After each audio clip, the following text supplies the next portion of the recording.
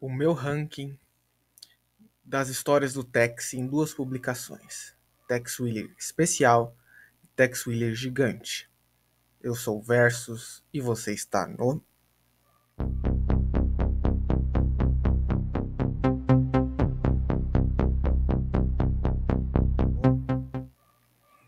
Primeiro, Tex Willer Especial, que até o momento, foi Tex Willer Especial Volume 3, Tex encontra Zagor.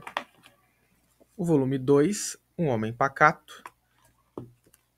E o volume 1, Fantasmas de Natal. Fantasmas de Natal, eles propõem contar uma história.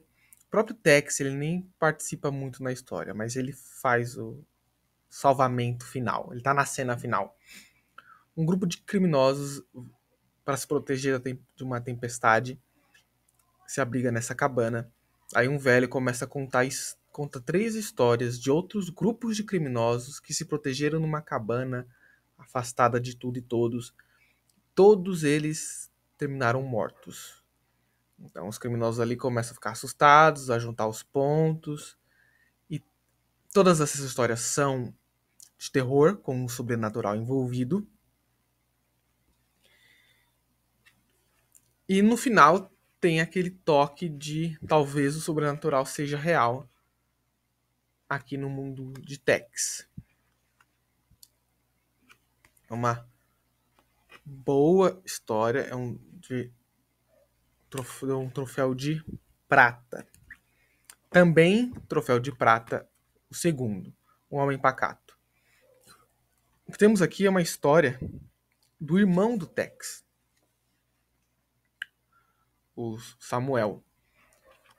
E tem a história dele se apaixonando com a moça que está aqui na capa. E ele se vê tendo que proteger a sua fazenda e a sua namorada, porque eles não chegaram a se casar ainda, né? De um grupo de bandidos. Então, assim, é a história de um homem comum fazendo o que um homem comum faz: proteger sua mulher e sua casa de bandidos. E a história também se propõe a mostrar quem é o Samuel. Ele é bem diferente do Tex. Ele não é um homem da ação que é intimidador, que persegue criminosos. Aqui mostra. Mas ele é um homem forte de caráter, sabe? Então aqui tem essa mulher se apaixonando por ele. Ela se apaixona por ele não ser violento, por ele ser um homem simples, trabalhador, né, de caráter e tal. Então é tipo uma homenagem ao irmão do Tex. Então eu dou um troféu de ouro para essa daqui, porque tem essa coisa especial assim. Ela realmente, a Tex Wheel Especial se propõe a entregar histórias diferentes do título mensal Tex Wheeler, As Aventuras de Tex quando jovem. Por fim, o volume 3, eu sou obrigado a dar um bronze, é a mais fraca de todas, porque eles prometem o quê? O encontro do Tex e do Zagor. Eles só vão se encontrar na segunda metade da história. Eles trabalham juntos, mas isso não foi bem utilizado. Eles têm personalidades diferentes, visão de mundo até um pouco diferentes. Aqui nós temos um jovem Tex, ou seja, ainda mais impulsivo, ainda mais inconsequente, e um velho Zagor, ou seja, um Zagor muito mais calejado de todas as suas aventuras, de todos os seus heroísmos, de todas as suas decisões difíceis e tal. Mas não tem Tex e Zagor trabalhando juntos. Tem aquele clássico desentendimento de heróis. Quando eles se encontram, eles saem na, na porrada um com o outro. Isso é muito legal. Bem esperado, né? Tá aqui, ó. Mas realmente é bem. Nossa, deveria ter sido muito melhor. A maior parte da história tem os dois lutando contra o mal, assim, de maneira genérica falando, em tramas paralelas. Em algum momento eles se encontram e se ajudam. Então deveria ter. Seria muito bom ver o Tex no ambiente do Zagor. Porque o Zagor ele vive na floresta. Então ele salta, ele escala, ele pula, ele luta usando a machadinha. Agora o Tex, ele tá sempre a cavalo, com duas pistolas atirando. Então ele tem uma ambientação diferente, habilidades diferentes. Então, seria bom ver o Tex na casa do Zagor, ou seja, no ambiente dele, e o Zagor no ambiente do Tex, que é o deserto. Majoritariamente, claro. Temos bronze, ouro e prata. Agora vamos ao Tex gigante. Eu li as edições 39, 38, 37 e 36. No caso, eu li na ordem de publicação, da 36 a 39. A história de 36, do Bozelli e do Carnevale, se chama Indian Carnival. Dentre todos, teve o desenho mais fraco. Porém, quando ele desenha flashbacks, ele faz um trabalho de arte diferente. Esse trabalho é bem legal. Uma história de terror com essa arte aqui ficaria bem legal. De resto, é algo desenho bem mediano. O roteiro é bem mediano. Para mim, foi. Eu dou um bronze para essa leitura. Foi uma das leituras mais chatas que eu já fiz. Nada gravou assim na minha memória. O que temos aqui é um grupo de peles vermelha e pessoas esquisitas, diferentes. E eles são um circo itinerante. E eles usam isso. Eles vão de cidade em cidade, cidades pequenas, afastadas dos olhos da lei. Enquanto toda a cidade está lá no circo assistindo ao show, eles saqueiam a cidade. Mas infelizmente para eles, Tex e todos os seus pardes investigam essa maracutaia e acabam todos eles. Promete ter um pouco de misticismo e realmente entrega um pouco de misticismo. Tem uma vidente aqui, uma índia vidente e tal. Mas enfim, foi fraco. Poderia ser muito melhor. O troféu de bronze está muito bom. Cogitei dar uma nota menor. Próxima história. O Ouro de Old South. Outra história. Aqui tem um desenho melhor. Mas também nada que salte aos olhos. É roteiro do Rujo, desenho do Casertano.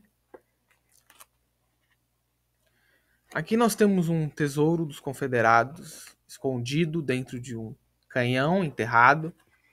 Eles formam uma cidade perto desse lugar para um dia, quando a poeira baixar, pegarem o ouro de volta. Mas eles não sabiam mais onde estava. Enfim, aí tem os índios atacando essa cidade, Tex e o Carson chegando lá, entra no meio dessa briga desses antigos bandidos, desses antigos confederados que se fizeram homens de bem, nesses perdedores da guerra e essa tribo indígena. Enfim, e eles chegam até a encontrar o tesouro, mantém ele escondido. Enfim, é uma história bem fraca também, bronze. Foi bem. Foi uma das.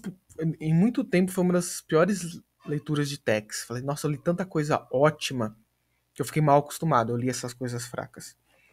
Mas aí chegou os dois fugitivos pelo Manfred e o Freguieri. Aqui a arte bem bonita. E aqui nós temos. É tipo um. O bom é que tem um romance aqui, porque como o Tex e todos os pardos não vivem romances, eles colocaram romance nesse casal aqui, que eles estão fugindo de criminosos, porque esse rapaz ele roubou uma grana, ele ficou com toda a grana e, e tá fugido dessa gangue. E o Tex e o Carson saem no encalço de todo mundo. Tem a cena, simplesmente começa a chover, tem uma tempestade, então o Freguieri mostra quão bem ele desenha. Isso deu um plus a mais para a história. Ver as cenas debaixo da chuva, de noite ainda por cima. Imagine, tempestade à noite. Esse casal aqui de civis, porque eles não são, apesar de ele ter, ele não é um criminoso profissional. Ele roubou para realmente poder construir uma vida do lado do amor dele.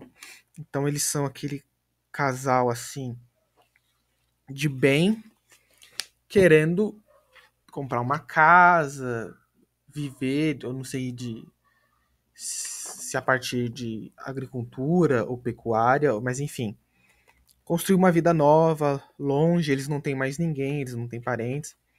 Então temos esse casal fugindo, os bandidos atrás deles e o Tex e o Carson atrás dos bandidos, ao mesmo tempo em que eles têm que descobrir quem são os bandidos, em quantos números eles estão. Com essa arte bem bonita.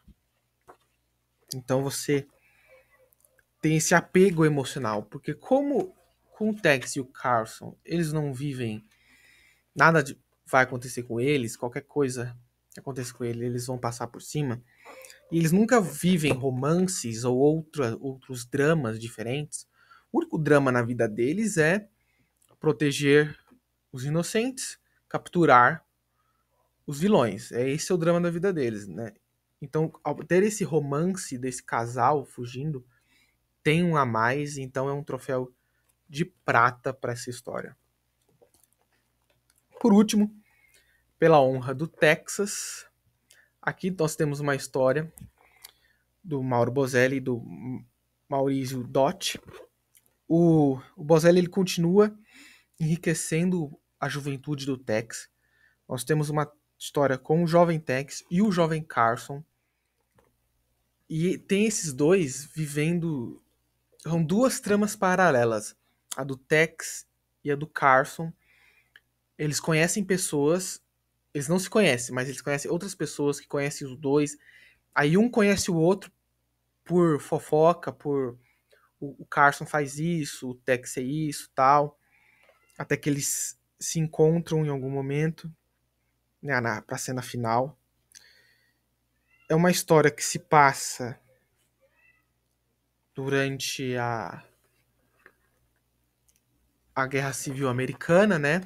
Os nortistas contra os sulistas, a União contra os confederados. E tem o envolvimento de uma terceira heroína, que é a agente da Pinkerton, que é uma personagem nova, criada pelo Bozelli. Mas ela tem de outras táticas, né? Ela é uma espiã, ela tira as informações de quem ela precisa tirar e tal. Então nós temos três personagens e três tramas que ao longo da história vão se cruzando e cada um é uma força do bem que contribui para o triunfo do bem de maneiras diferentes. Então tem o Carson escoltando refugiados, porque o Texas ele faz parte dos Estados do Sul, mas ele era contra o que os confederados queriam. Então os confederados falaram, se você não está com a gente, você vai ser preso ou executado. Eles não querem traidores no meio deles. Então o Carlson ele tá numa missão de escoltar no meio da noite até o México para proteger essas pessoas para que elas não sejam executadas por não concordarem com os confederados. Enquanto isso, o Tex está fazendo outra coisa e a agente da Pinkerton também. Tudo contribui, sim, para o triunfo do bem, como eu disse, nessa história. Então, tem essa complexidade, tem essa bela arte, tem esse agregamento, por assim dizer, da juventude do Tex. Aparece um terceiro personagem que eu também já conhecia, naquela história Entre Duas Bandeiras, que é um careca com bigode. Ele tá aqui de novo. Enfim, e isso faz a história valer um, um prata também. É uma excelente história. Então começou mal, mas melhorou as duas últimas edições. Enfim, esse é o meu ranking de Tex Gigante e Tex Wheeler especial.